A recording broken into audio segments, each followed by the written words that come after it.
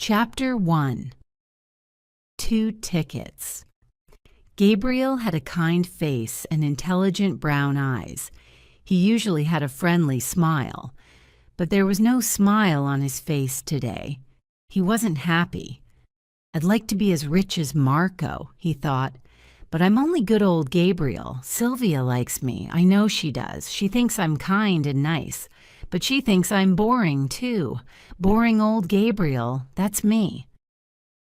Gabriel had 2 tickets for a film. There was a red rose on the table in his sitting room. He took the rose and the tickets and went out. An hour later, Gabriel arrived at the door of Sylvia's flat. When she opened the door, she didn't smile at him. "Oh, hello," she said. "Don't you remember, Sylvia?" said Gabriel. "It's Sunday evening. We're going to the cinema. I've got the tickets. It's that great new film. You said—" "What do you mean?" said Sylvia. "I can't go out with you this evening. I'm busy. One don't remember. But I called you on Thursday," Gabriel said. "You wanted to come." Sylvia pushed her beautiful dark hair out of her eyes. She didn't look at Gabriel. "Oh dear," she said. "That was stupid of me. I'm really sorry. Please don't be angry, Gabriel. Come back tomorrow. We'll go to the film tomorrow." She began to shut the door. "Sylvia," Gabriel said angrily, "you're going out with Marco. I know you are. I want to tell you something about Marco. He's rich, but he's a bad man. You're being stupid, Sylvia." He stopped. Sylvia wasn't there. "I'm talking to the door," he thought angrily. He looked at the rose in his hand. Then he threw it onto the ground. Behind him, he heard a quiet laugh. He turned. There was a man on the stairs. His clothes were expensive, and there were 20 red roses in his hand. It was Marco. "Oh, dear Gabriel," Marco laughed. "Is she busy tonight? Doesn't she want to go out with you? I'll try now. Perhaps she'll go out with me." Gabriel didn't answer. He walked quickly away and went down to the street. It was a hot Sunday evening. There was no wind. A lot of people were in the street. They sat in the parks and drank in the cafes. Young men and women talked and laughed. Gabriel didn't want to look at them. He felt too unhappy. He took out the 2 tickets. "I paid for them," he thought, "and it's a wonderful film. I'll go without her. I'm not going to think about Sylvia Delgado. I'll go and see the film, and I'll enjoy it." The Plaza Cinema was a big old building in the center of town. The doors weren't open, so there were a lot of people outside. Gabriel waited with them. When the doors opened, people went quickly inside to the ticket office. But Gabriel had his ticket, so he waited outside. It was 8:27 p.m., and at that minute, the earthquake happened. Chapter 2. A Table for 2. Marco stood at the door of Sylvia's flat and watched Gabriel leaving. He looked carefully at his clothes and his shoes.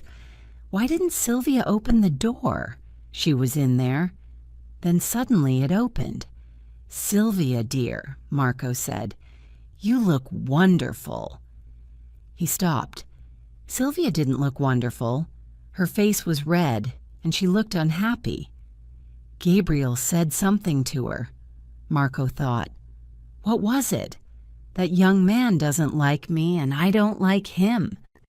He followed Sylvia into the sitting room. "I'm nearly ready," she said. "Have a drink. I'll come in a minute." Marco knew the Delgado's sitting room well. He went to the table and got a drink. Then he sat down in an expensive armchair. He liked the flat. There were beautiful pictures on the walls, and everything in the room looked very expensive. Sylvia lived with her mother. Her father was dead. Before he died, Mr. Delgado had a good job. He had cars and friends and a lot of money. But the Delgados weren't a rich family now, and Sylvia's mother was ill. The doctor often came and visited her. Sometimes Mrs. Delgado had to go to hospital. She had to have good food and expensive medicines. The Delgados didn't have much money now. Marco didn't know about the Delgados' money. He saw their pictures, their jewelry, and other expensive things, and he liked them all. "Sylvia," Mrs. Delgado called weakly from her bedroom. "Are you there, dear? What are you doing? Is somebody with you? Who is it?" Marco heard Sylvia's answer. "It's all right, Mother," she said. "It's only Gabriel. We're going to see a film." "Ah," thought Marco, "so Mrs. Delgado doesn't like me. Mrs. Delgado likes dear Gabriel." He went back to the table and had another drink. "Perhaps you don't like me, Mrs. Delgado," Marco thought. "But your daughter does. Oh, yes, she likes me very much." He smiled. 10 minutes later, Sylvia came into the room again. Her dark hair was beautiful. Her big brown eyes were excited. Her dress was very pretty. She smiled happily. "Hello, Marco," she said. "I'm ready now." He put down his glass and stood up. "We're going to have a wonderful, wonderful evening," he said. Outside, it was very hot. Marco drove his car fast. Sylvia felt the wind in her hair. It was good. "Gabriel hasn't got a car," thought Sylvia. She turned and looked at Marco. "Where are we going?" she asked. "I'm taking you to the Oasis restaurant," Marco said. "It's the best restaurant in town. It's very expensive, of course, but nothing is too good for you, Sylvia. I know a lot of girls, but you're the most beautiful." The Oasis restaurant was 2 kilometers outside the town. There were a lot of big cars outside it. Marco pushed open the doors. Inside, it was nearly dark. There were pretty little lights on the tables, and a man played quiet music. Some people danced. "Good evening, sir," the manager said to Marco. "I called this afternoon," said Marco. "I want a table for 2. "Of course. Please follow me," the manager said. Marco and Sylvia followed him to the back of the restaurant.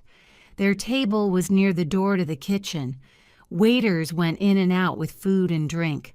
Marco looked at the manager angrily. "I don't want this table," he said. "We're going to dance later. We want to be near the dancing. I have to have a better table." "I'm sorry, sir," said the manager. "I can't do that. We're busy this evening. Come early next time. Then I can put you near the dancing." He began to walk away. "Wait a minute," said Marco. "I'm not happy with this. You've got to." "I'm very sorry," said the manager again. "I can't give you a better table now. Later, perhaps." "But," said Marco. People began to turn round and look at Marco.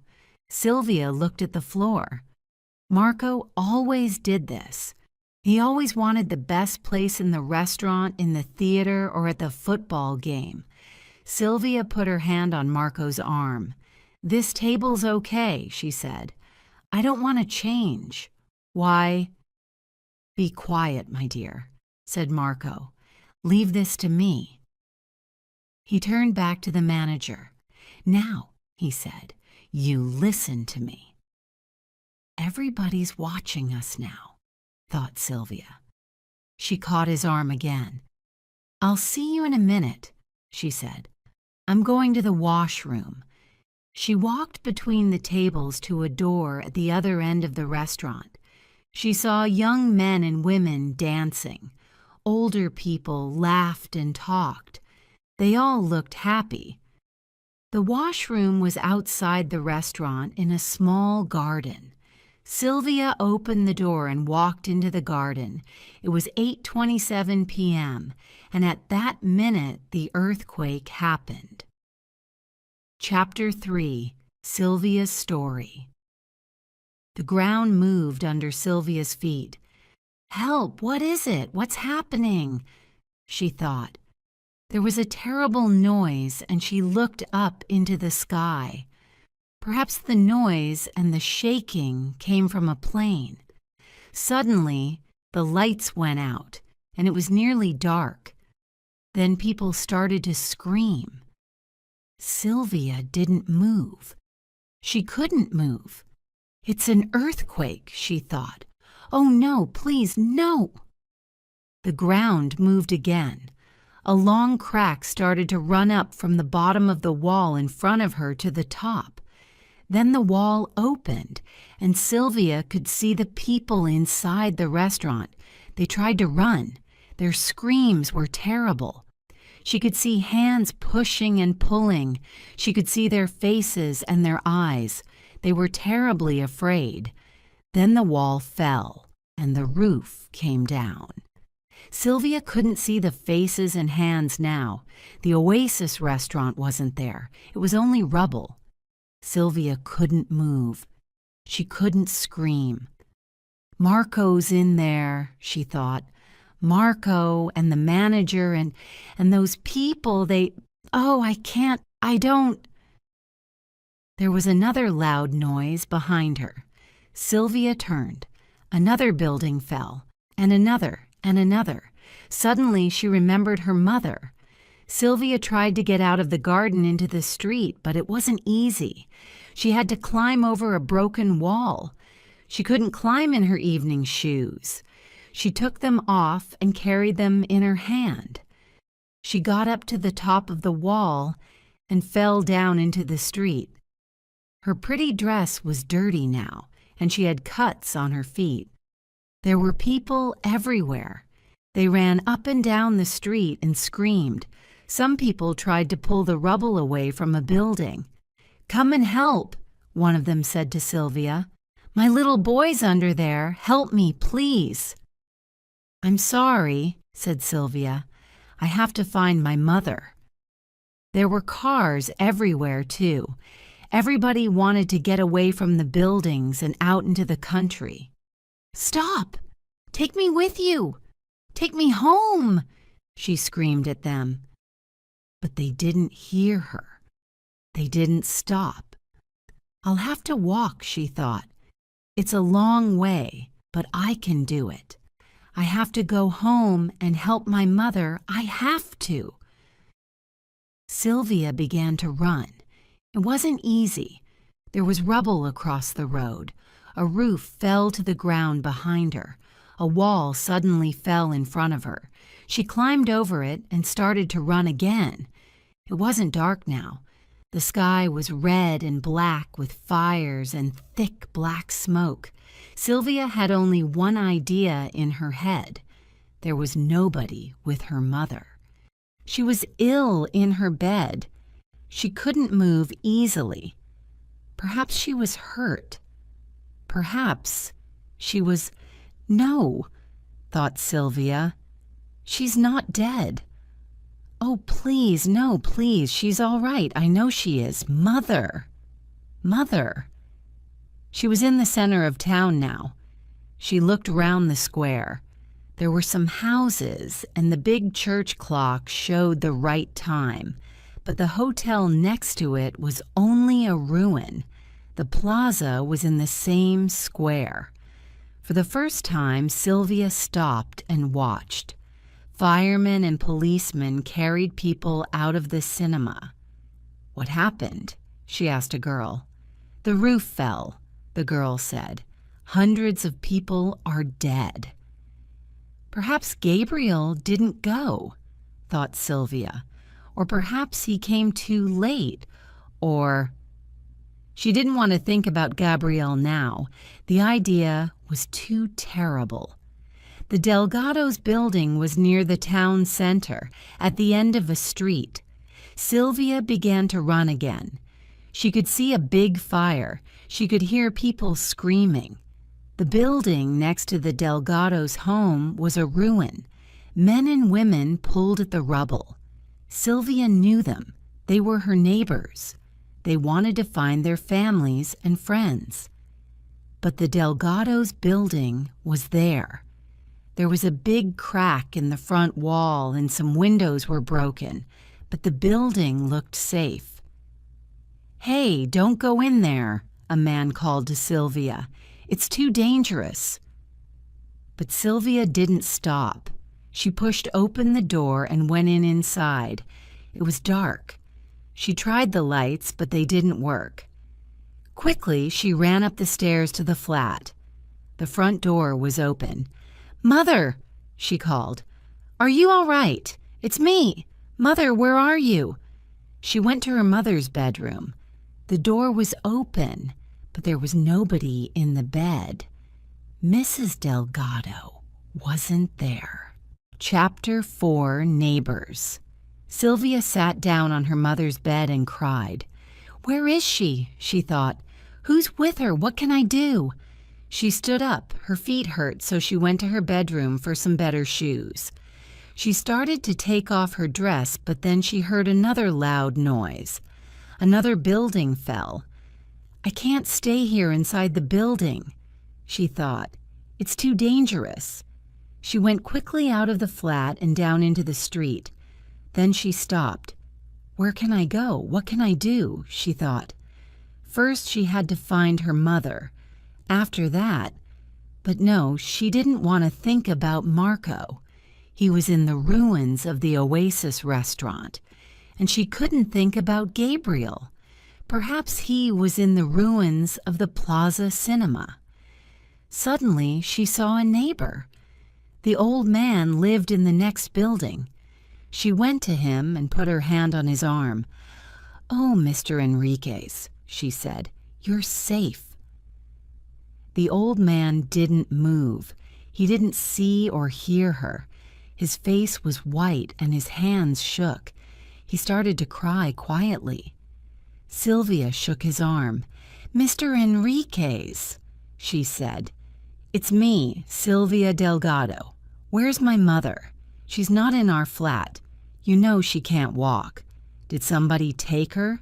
Who? Where did they go?" The old man turned and looked at her.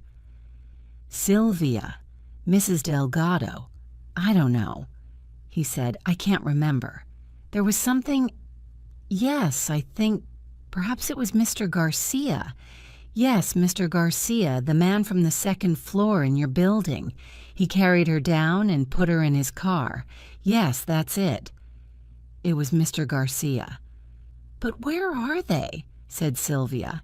"Where did they go?" "He said something," said the old man. "I don't remember. He said, 'Tell Sylvia.'" "Tell me what?" "Please remember, Mr. Enriquez. Please." "He said, something about a park," said Mr. Enriquez. "Yes, that was it. It's safe in the park," he said. He wanted to go away from the buildings, past the river to Liberty Park. Sylvia looked at Mr. Enriquez's sad old face and put her arm round him. "Thank you, oh, thank you," she said. "I'll come back later. I'll help you then." "Help me? You can't help me," said Mr. Enriquez. "I haven't got anything now, my wife, my home." Liberty Park was outside the town, past the football ground. Sylvia started to walk. Then she stopped. Her mother was old and ill. She had to take her medicines, and they were on the table next to her mother's bed. It was dangerous, but Sylvia didn't think about it. She ran back into the flat. She found a big bag and put into it some warm clothes and her mother's medicine bottles. Then she ran outside again and shut the door behind her. It was a long way to Liberty Park. Sylvia started walking. Chapter 5. Gabriel's story. At the time of the earthquake, Gabriel was outside the plaza. A lot of people wanted to buy their tickets, and they went inside. But he had his ticket. He was safe because he waited outside. Gabriel heard the first sounds of the earthquake, but he didn't see the buildings when they fell. He didn't hear the screams. Some rubble hit him on the head and he fell to the ground. After a long time, he heard somebody. It was a woman. "Look at this young man," the woman said. "Is he dead?" "No," said another woman, "but he's hurt." I'm all right," said Gabriel. He tried to sit up. The women moved away. Gabriel's arm hurt terribly. He couldn't move it. It was broken. He sat in the street, then he stood up slowly and looked round. It was nearly dark. Only the cars gave some light. "My family," he thought. "Mom, Dad." But they were a long way away in another town. He couldn't do anything for them. Then he thought of Sylvia. She was with Marco. He couldn't help her. But there was nobody with Mrs. Delgado, and she was ill. "I'll go back to the Delgado's flat," thought Gabriel. "I can help Mrs. Delgado, and perhaps I'll hear news of Sylvia." Slowly, he started to walk. He felt terribly weak. His right arm hurt very badly, and his head, too. Sometimes he nearly fell. Hundreds of people were in the street. A woman ran into Gabriel. By accident, she hit his arm. It hurt terribly. He sat down in the road. Everything went black. When Gabriel opened his eyes again, he felt very ill. He tried to sit up and look round. He wasn't in the street now. He was on the ground with a lot of other people. Doctors and nurses moved quietly round them. He tried to feel his head with his hand. Then he remembered his arm. A nurse came to him. "Where am I? What happened?" he said. "You're in the garden of the hospital," she said. "Your arm's broken, I'm afraid, and you've got a bad cut on your head, too. We can't do more for you now. Thousands of people are waiting for help, and we haven't got medicines for all of them. It's not safe inside the hospital, but don't worry. You'll be all right here. Stay here quietly and sleep." She went away. Gabriel watched her. Then he remembered Sylvia. He had to go and find her. He had to help Mrs. Delgado. Slowly, he stood up. He was weak, but he could walk. The doctors and nurses didn't see him. They were too busy. Gabriel left the hospital and started to walk back into town. Chapter 6. Liberty Park. Sylvia didn't like walking. She usually caught a bus or took a taxi. She was tired and her back hurt. But she didn't think about her back or about the cuts on her feet. She was with a lot of other people. They all had the same idea. They wanted to leave the town and go into the country, away from the dangerous high buildings. A friendly woman talked to Sylvia. "Isn't anybody with you, dear?" she said. "Where's your family?" "There's only my mother," said Sylvia. "I think she's at Liberty Park. I'm going to look for her." "Don't worry, you'll find her," the woman said kindly. Sylvia felt better. "Did you see the Grand Hotel?" said a man. "It's a ruin. Hundreds of people were inside it." "It's terrible, terrible," his wife said. "I saw a baby." She stopped. "And the shopping center," another woman said. "The shoe shop is all right, but the supermarket is a ruin." "The center's bad," said a man, "but it's worse east of here. I was out there when the earthquake happened." "Near the station?" the kind woman asked. "No, near the Oasis restaurant," the man said. Sylvia started to listen more carefully. "The oasis is a lovely place," somebody said. "Is it all right?" "No," the man said. "It's a ruin. A lot of people are dead. But the manager was all right. He was at the back of the restaurant. It was better there. He'll be all right. I wanted to help the other people, but I was worried about my family. So I came back into town. We're all safe, but our home—" He stopped talking. Sylvia turned to him. "Excuse me," she said.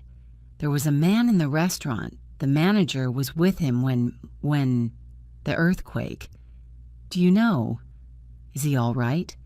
"Yes," said the man. "He's all right. I pulled him out. A tall, dark man. Is that him?" "Yes," said Sylvia. The man laughed. "Don't worry about him," he said. "He's fine. My friend and I worked hard. We pulled him from the rubble, but did he say thank you? No, he didn't. He was only worried about his car. He didn't help the other people under the rubble. He only had small cuts on his face and hands, but he wanted to see a doctor. Other people were dead or nearly dead, but he wasn't interested in them. I'm sorry. Is he your friend?"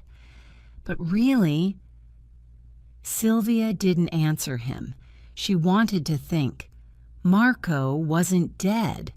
She was very happy about that, of course, but she understood now. She was stupid, a stupid, stupid girl. She didn't love Marco. She didn't like him. She loved Gabriel, and now, perhaps, it was too late. At midnight, there was another small earthquake. The people in the road screamed. They wanted to run, but where could they go? Behind them, in the town, more buildings fell. "Oh no," thought Sylvia. "When will this end?" At 12:30 a.m., Sylvia arrived at Liberty Park. She looked round. There were thousands of people on the ground. Other people stood and talked. She couldn't see very well in the thick smoke. "I'll never find Mother here," thought Sylvia. She began to walk up and down the park. "Mother," she called. "Mother, it's me, Sylvia. Where are you?" After an hour, she was very tired. "I have to sit down," she thought. "I'll start again in the morning. But now I'm going to sleep somewhere." Then suddenly she heard her name. She turned round. "Mr. Garcia," she said. "Where's Mother?" "She's here," said Mr. Garcia, "and she's all right. But she's very worried about you. My wife's with her now. How did you find us?" "It's a long story," said Sylvia. "I'll tell you later. But now—" "I know," said Mr. Garcia. "You want your mother. Come with me." Mrs. Delgado was on the ground with Mr. Garcia's jacket under her head. Her eyes were open, but her face was white. "Sylvia, my dear, you're safe," she said and took Sylvia's hand. "I'm happy now. I'm very happy."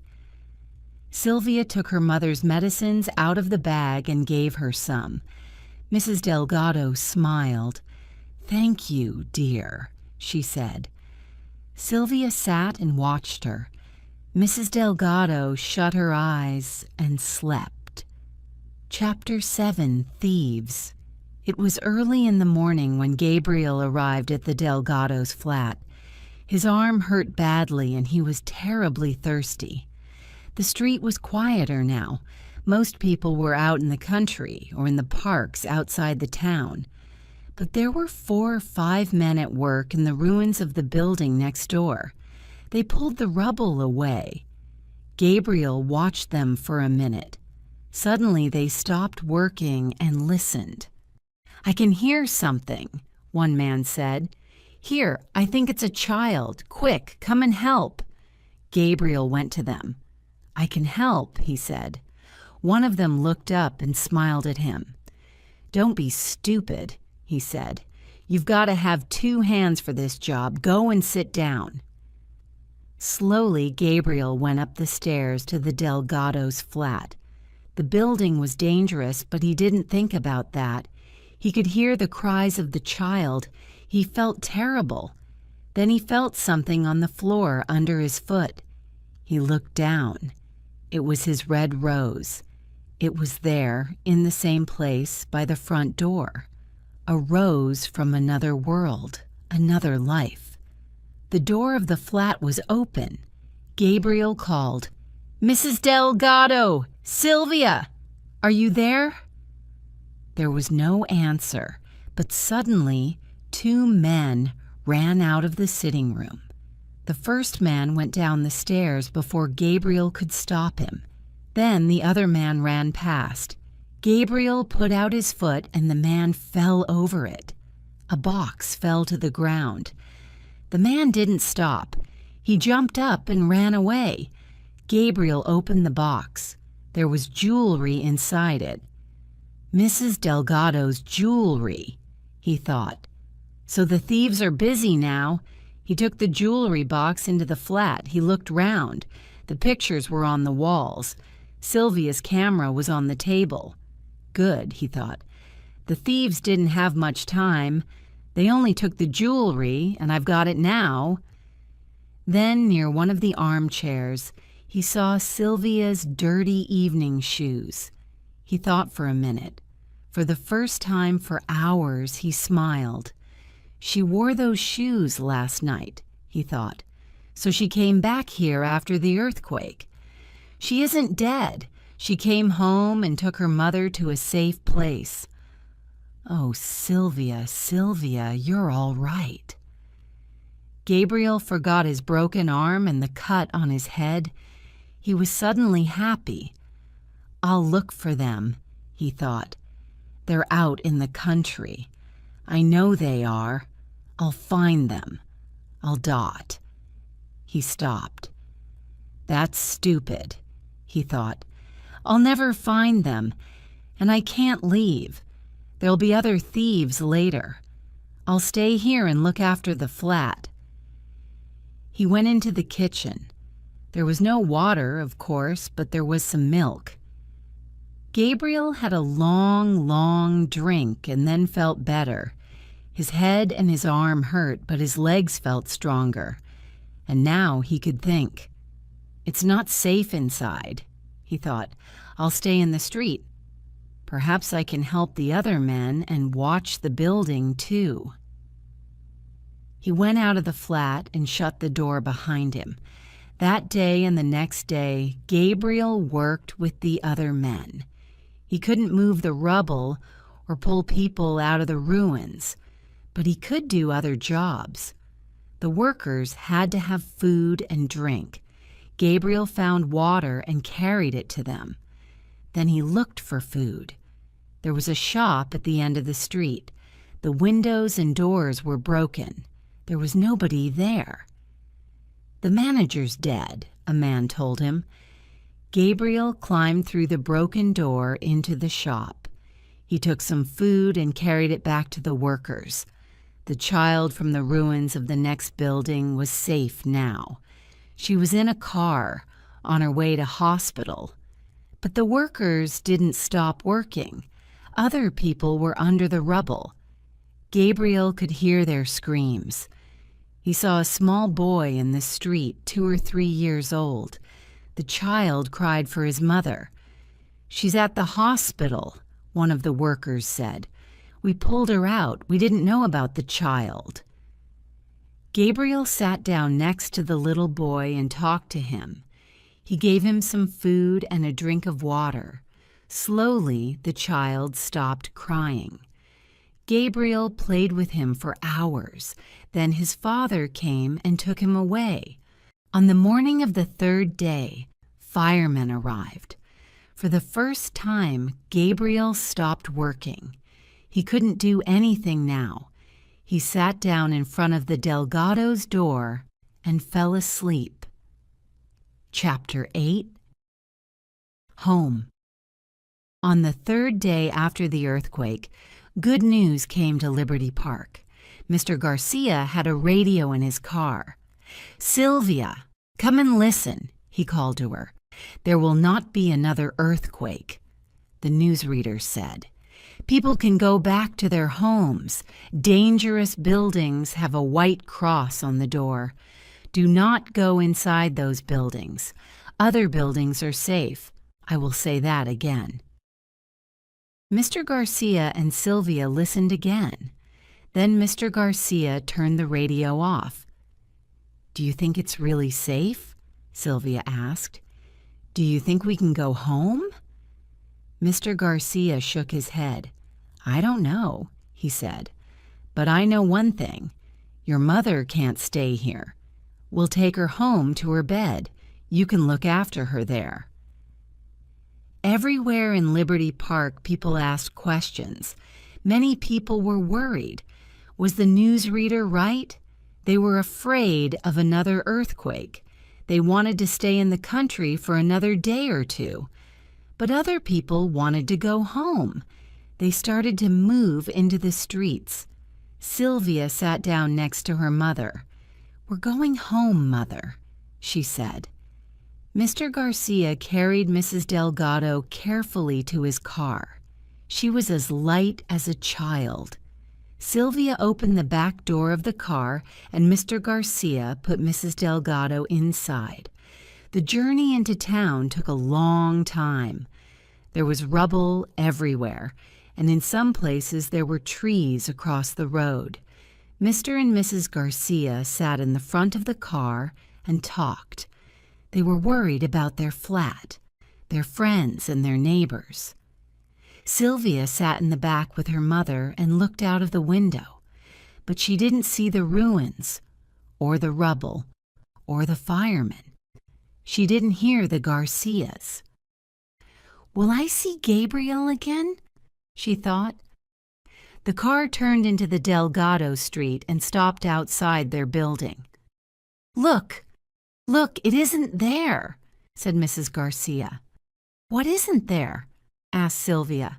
"The white cross. There's no white cross on our building. It's safe.